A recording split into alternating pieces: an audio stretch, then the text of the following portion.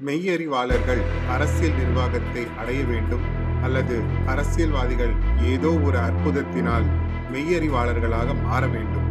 அதுவரை மனித ஜாதியானது தீமைகளில் இருந்து விடுதலை காணாது என்று கூறினார் பிளாட்டோ. வணக்கம் and welcome to the Madras podcast. நீங்க கேட்டுட்டு இருக்கிறது அரசியல் சதுரங்கம். பேசிட்டு இருக்கிறேன்னா உங்கள் அரசியல்வாதி அசோக். போன வார எபிசோடில் நான் கேட்டிருந்த கேள்வி, திரு நடராஜன், திரு தாளமுத்து இவங்க 2 பேர் பேரில் ஒரு அரசு கட்டடம் இருக்குது. இந்த 2 பேர் யார், அவங்க செய்த தியாகம் என்னன்னு உங்களுக்கே தெரிஞ்சிருக்கும், இல்லை கண்டுபிடிச்சிருந்துருப்பீங்க. இந்த எபிசோடோட முடிவில் அதோட விடையை நான் சொல்லிடுவேன். இப்போது இந்த வார டாஸ்க்கு போகலாம். இந்திய நாட்டின் தேசிய மொழி எது? இதுதான் இந்த வாரத்துக்கான டாஸ்க். இதை நீங்கள் கண்டிப்பாக கூகுள் பண்ணி கண்டுபிடிச்சு வைங்க. இந்த வார எபிசோடுக்கு போகலாம். போன வாரம் நம்ம காமராஜர் அவர்கள் 2வது முறையாக முதலமைச்சர் ஆனதையும் அதை தொடர்ந்து மாநகராட்சி தேர்தல்களுக்கு கட்சிகள் தயாராகிட்டு இருந்ததையும் பார்த்தோம். மாநகராட்சி தேர்தல் பொறுத்த வரைக்கும் சென்னை மாநகராட்சி தேர்தல் ரொம்ப முக்கியமாக பார்க்கப்பட்டது. ஏற்கனவே 150 இடங்களுக்கு மேலே வென்றிட்ட காங்கிரஸ் எப்படியும் மாநகராட்சி தேர்தலை காமராஜர் முகத்தை வச்சு காமிச்சு ஜெயிச்சிடலான்ற நினைப்போட இருந்தாங்க. முதல் தேர்தலிலேயே 16 இடங்களை வென்ற திமுக இந்த மாநகராட்சி தேர்தலையும் தன் முத்திரையை பதிச்சிடணும்னு சுழண்டு வேலை செய்ய ஆரம்பிச்சாங்க. கம்யூனிஸ்டுகள் எப்பொழுதும் போல யார்கிட்டையும் ஆதரவு கேட்காம தனிச்சே இந்த தடவையும் தேர்தலில் சந்திக்கணும்னு முடிவெடுத்தாங்க. சென்னை மாநகராட்சியை பொறுத்த வரைக்கும் மொத்தம் 100 இடங்கள் இருந்தது. அண்ணா யோசிச்சார், 100 இடங்களுக்கு வேட்பாளர்களை நிறுத்தி எல்லா இடங்களையும் போய் பிரச்சாரம் பண்றதை விட வெற்றி பெறக்கூடிய இடங்களை மட்டும் தேர்ந்தெடுத்து அங்க கவனம் செலுத்தி பிரச்சாரம் பண்ணா சுலபமா வெற்றி பெறலான்னு ஆலோசனை நடத்தினாரு. திரு கருணாநிதி அவர்கள் அதுக்கு ஒத்துக்கல. பொறுப்பு கருணாநிதி அவர்களிடமே கொடுக்கப்பட்டது. 90 இடங்கள்ல திமுக போட்டியிடும்னு அறிவிச்சு வேட்பாளர்கள் தேர்வையும் திரு கருணாநிதி அவர்களே நடத்தினாரு. சென்னை மாநகராட்சியில 100 இடங்கள்லயும் காங்கிரஸ் தன் வேட்பாளர்களை நிறுத்தினாங்க. ஜனசங்கம் 15 வேட்பாளர்களையும், சோசியலிஸ்ட் கட்சி 18 வேட்பாளர்களையும், பிரஜா சோசியலிஸ்ட் கட்சி 5 வேட்பாளர்களையும் நிறுத்தினாங்க. கம்யூனிஸ்ட் கட்சி 17 இடங்கள்லையும் போட்டியிட்டாங்க. தமிழகத்தில் உள்ள எல்லா மாநகராட்சிகளுக்கும் நடந்த இந்த உள்ளாட்சி தேர்தலில் காமராஜர் சென்னை மாநகராட்சிக்கு அதிக கவனம் செலுத்த வேண்டி இருந்தது. திமுக வசம் மாநகராட்சி போயிட்டா அது அவங்களுக்கு ஒரு தர்ம சங்கடமான நிலைமைக்கு கொண்டு வரும்னு காமராஜருக்கு தெரிஞ்சிருந்தது. திமுகவும் சென்னை தவிர மற்ற எல்லா மாநகராட்சிகளையும் அவங்க வேட்பாளர்களை நிறுத்தி இருந்தாங்க. போட்டி ரொம்ப கடுமையாகவே இருந்தது. அனல் பறக்கும் பிரச்சாரங்கள், காமராஜரின் செல்வாக்கு, வளர்ந்து வரும் திமுகவின் அயராத உழைப்புன்னு தேர்தல் முடிவு ரொம்ப சுவாரஸ்யமாவே அமைஞ்சது. தேர்தல் முடிவு எந்த கட்சியை விட காங்கிரஸ் கட்சிக்கு பேர் அதிர்ச்சியை கொடுத்தது. 100 இடங்கள்ல சென்னையில போட்டியிட்ட காங்கிரஸ் கட்சி வெறும் 36 இடங்களை மட்டுமே கைப்பற்றியது. ஆனா அதனை எதிர்த்து போட்டியிட்ட திமுக 45 இடங்களை கைப்பற்றி தனி பெரும் கட்சியாக உருவெடுத்தது. தமிழ்நாடு காங்கிரஸ் கட்சியை பொறுத்தவரை அவங்க சந்திச்ச முதல் தோல்வி இதுவா தான் இருந்திருக்கும். கம்யூனிஸ்ட் கட்சிக்கும் பிரஜா சோசியலிஸ்ட் கட்சிக்கும் தலா 2 இடங்களும், 13 இடங்கள் சுயேட்சைக்கும் 1 இடம் சோசியலிஸ்ட் கட்சியும் வெற்றி பெற்றிருந்தாங்க. 45 இடங்களை திமுக வென்றிருந்தாலும் மேயர் பதவியை பிடிக்கிறதுக்கு அவங்களுக்கு அறுதி பெரும்பான்மை கிடைக்கல. அரும்பாடுபட்டு 45 இடங்களை வென்றிருந்த திமுகக்கு மேயர் பதவி கிடைக்காம போயிடுமோ அப்படிங்கிற மன வருத்தம் திரு கருணாநிதிக்கு இருக்கதான் செஞ்சது. எதிலையும் நிதானமா யோசிச்சு முடிவெடுக்கிற அண்ணா அவர்கள் இப்போ இந்த போட்டியில நின்று மேயர் பதவி கிடைக்கலனா அது திமுகக்கு ஒரு பெரிய பின்னடைவை ஏற்படுத்தக்கூடும்னு யோசிக்க ஆரம்பிச்சாரு. எல்லாருமே தீவிர ஆலோசனையில் இருக்கும்போது மெயில் பத்திரிகையில எப்படியாவது மற்ற கட்சிகளோட கூட்டணி சேர்ந்து திமுக மேயர் பதவிக்கு போட்டியிடுவதுதான் விவேகமானதுன்னு சொல்லி அவங்களுக்கு அறிவுரை வழங்கினாங்க. இந்த அறிவுரையை அண்ணா அவர்கள் ஏத்துக்கிட்டாரு. கம்யூனிஸ்டுகளுடனும் மற்ற சுயேட்சைகளுடனும் பேச்சுவார்த்தையில இறங்கினாரு. அவருக்கு துணையா நாவலர் நெடுஞ்செழியன், திரு மு கருணாநிதி மற்றும் NV நடராஜன் பேச்சுவார்த்தை குழுவில் இடம்பெற்றாங்க. கோவை மாநகராட்சியை பொறுத்த வரைக்கும் அங்க கம்யூனிஸ்டுகளின் கை ஓங்கி இருந்தது. ஆனா அதே பிரச்சனை தான், அவங்களுக்கு மேயர் ஆகிறதுக்கு திமுகவோட ஆதரவு தேவைப்பட்டது. இங்க சென்னை மாகாணத்துல திமுகவுக்கு கம்யூனிஸ்டுகளோட ஆதரவு தேவைப்பட்டது. இந்த தருணத்துல தான் கம்யூனிஸ்ட் கட்சியும் திராவிட முன்னேற்ற கழகமும் தங்களுடைய பொது எதிரி காங்கிரஸ் தான், எக்காரணத்தை கொண்டும் காங்கிரஸ் மேயர் பதவிக்கு போட்டியிட்டு அதை ஜெயிச்சிடக்கூடாதுங்கிற ஒரே நினைப்புல ஒன்றிணைய தொடங்கினாங்க. திராவிட முன்னேற்ற கழகமும் கம்யூனிஸ்ட் கட்சிகளும் ஒரே கோட்டில் நின்று ஒன்றாக பயணிக்க ஆரம்பித்தது இந்த தேர்தலில் இருந்துதான்.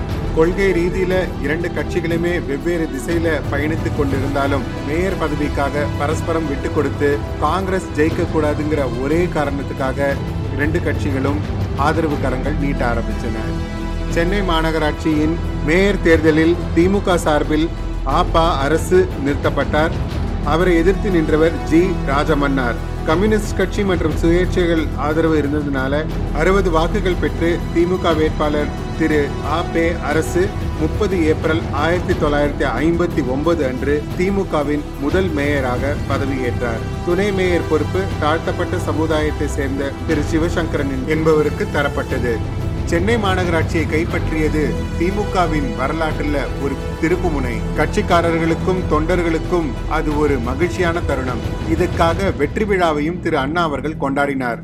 வெற்றி விழால தொண்டர்களையும் நிர்வாகிகளையும் ஏகமாக பாராட்டி வெற்றிக்கு உழைத்த அத்தனை தம்பிகளுக்கும் மனதார தன் நன்றியை தெரிவித்துக் கொண்டார் திரு அண்ணா அவர்கள். தேர்தலின் பொறுப்பாளராக இருந்த திரு மு கருணாநிதி அவருக்கு ஒரு கணையாழியும் பரிசாக கொடுத்தார். அது கட்சிக்குள் கொந்தளிப்பை ஏற்படுத்தியது. குறிப்பாக திரு கண்ணதாசன் அவர்களுக்கும் திரு ஈவி.கே. சம்பத் அவர்களுக்கும். எல்லோரும் உழைத்தார்கள், எல்லோரும் வேர்வை சிந்தினார்கள், எல்லோரும் பம்பரமாக சுழன்றார்கள். ஆனால் கணையாழி திரு கருணாநிதிக்கு வழங்கப்பட்டது. உட்கட்சி பூசல் என்ற நெருப்பு கொழுந்துவிட்டு எரிய தொடங்கியது. செயற்குழு மற்றும் பொதுக்குழு உறுப்பினர்கள் முறைப்படி ஓட்டு போட்டு தேர்ந்தெடுக்கப்பட்டாகிவிட்டது.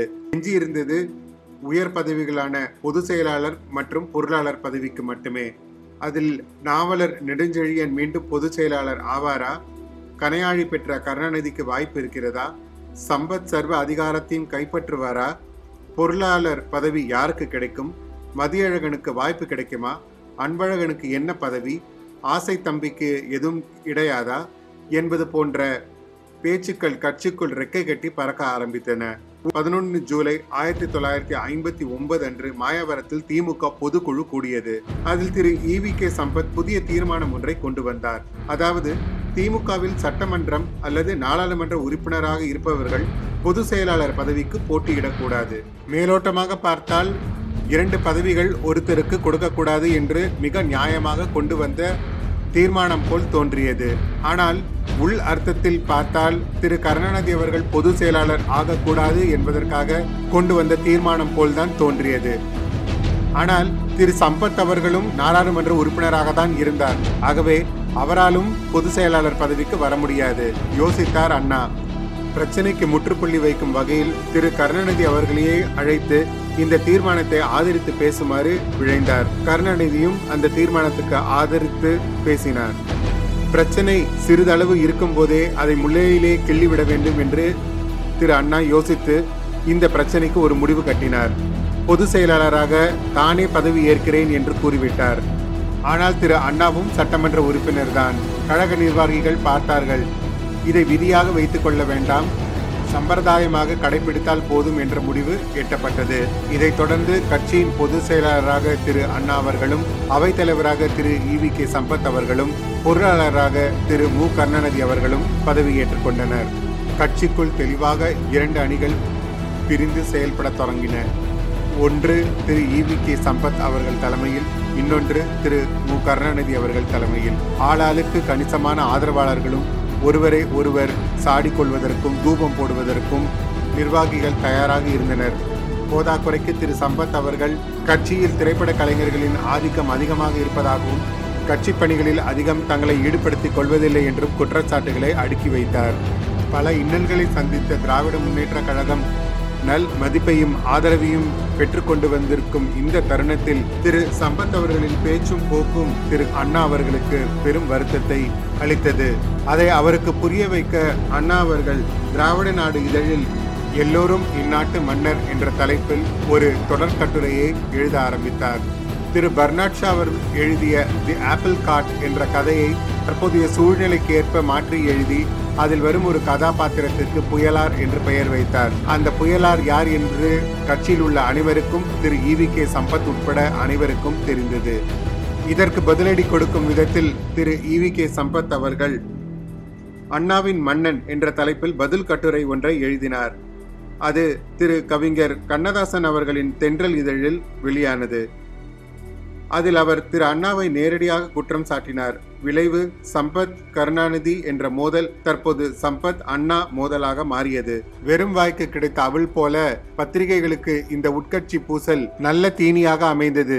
21 ஜனவரி 1961 வேலூரில் திமுகவின் பொதுக்குழு மற்றும் செயற்குழு கூடியது. திரு அண்ணாவுக்கும் கருணாநிதிக்கும் எதிராக 6 தீர்மானங்கள் தயாராகி இருந்தன. அவற்றை வடிவமைத்தது திரு ஈவி.கே. சம்பத் மற்றும் கண்ணதாசன் உள்ளிட்ட குழுவினர். தீர்மானங்கள் பற்றி பேச்சு எழுந்தபோது கருத்து மோதல்கள் வெடித்தன.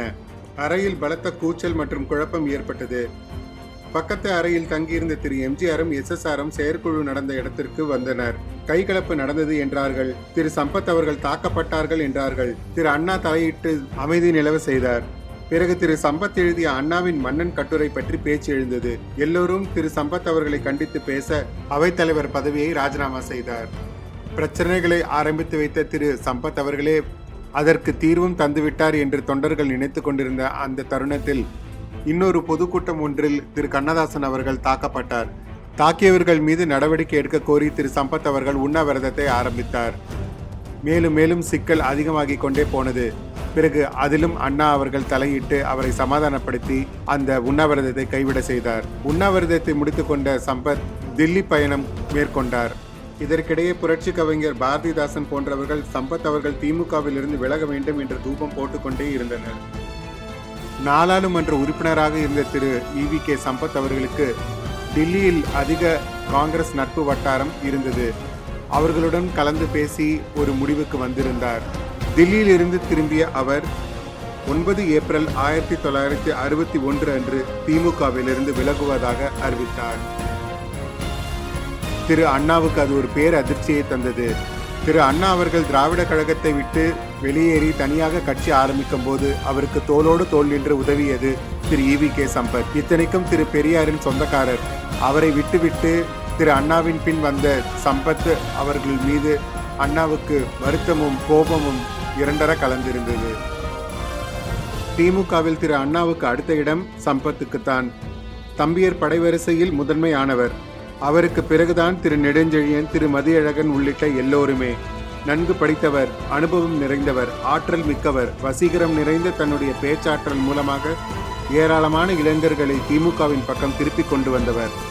சட்ட திட்டங்கள் தொடங்கி தீர்மானங்கள் வரை அனைத்தையும் வடிவமைத்து செதுக்கி கொடுப்பதில் வல்லவர். திமுக சார்பாக முதலாக மக்களவை சென்றவர். தீர்க்கமான சிந்தனையாளர், அற்புதமான பேச்சாளர், நல்ல மொழிவளம் கொண்டவர், பக்குவமாய் பழகக்கூடியவர். இத்தனை சிறப்புகள் மிக்க திரு சம்பத் அவர்களின் விலகல் திமுகவை செங்குத்தாய் பிளந்திருப்பதாக கருதப்பட்டது. 19 ஏப்ரல் 1961 அன்று சென்னை ஒற்றைவாடை தியேட்டரில் வைத்து தமிழ் தேசிய கட்சி என்ற பெயரில் புதிய கட்சியும் தொடங்கிவிட்டார் திரு ஈவி.கே. சம்பத். திமுகவில் இருந்து பிரிந்து வந்து தனி கட்சி ஆரம்பித்ததில் பெரியாருக்கு மிக்க மகிழ்ச்சி. இத்தனை காலம் கழித்தாவது என் மகனுக்கு நல்ல புத்தி வந்ததே என்று கூறி வாழ்த்து தெரிவித்தார். திராவிட கழகத்திலிருந்து திராவிட முன்னேற்ற கழகம் பிரிந்தது. திராவிட முன்னேற்ற கழகத்திலிருந்து தமிழ் தேசிய கட்சி புதிதாக பிறந்து வந்தது. இந்த எபிசோடோட ஆரம்பத்துல திரு நடராஜன், திரு தாளமுத்து இவர்களை பத்தி நான் கேட்டிருந்தேன். இவங்க 2 பேரும் 1937 ஹிந்தி எதிர்ப்பு போராட்டத்துல கைது செய்யப்பட்டு சிறையிலேயே உயிர் தியாகம் செய்த தியாகிகள். தென்னிந்தியாவில குறிப்பா தமிழ்நாட்டுல மட்டும் ஏன் இந்தி எதிர்ப்பு போராட்டம் அவ்வளவு வலு பெற்றது? உலகையே திருப்பி பார்க்க வைத்த இந்தி எதிர்ப்பு போராட்டம் இன்று வரை தொடர்ந்து நடந்துட்டு இருக்கிறதுக்கு என்ன காரணம்? இந்த போராட்டத்தினால எத்தனை உயிர்கள் பலியாயிருக்கு? இத்தனையும் என்னோட அடுத்த எபிசோட்ல தவறாம கேளுங்க. அதுவரை உங்களிடமிருந்து விடை பெறுவது உங்கள் அரசியல்வாதி அசோக். நன்றி.